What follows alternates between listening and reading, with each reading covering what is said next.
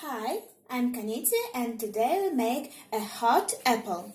Cut a hole in your apple.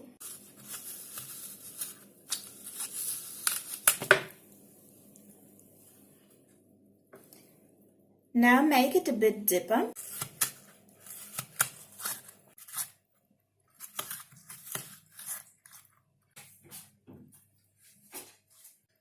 Alright. Fill your apple with a spoon of sugar, a piece of butter, a splash of brandy,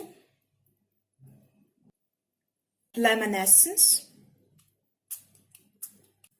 Take a bowl with warm water. Put your apple into this bowl. Take some marshmallows and cover your apple.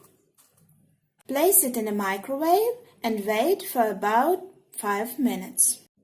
Take out your apple when it's soft. Transfer it on a plate. Pour the remaining liquid into the apple.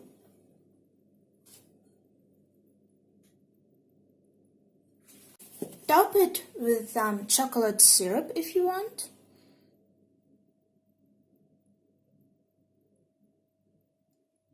And some marshmallows.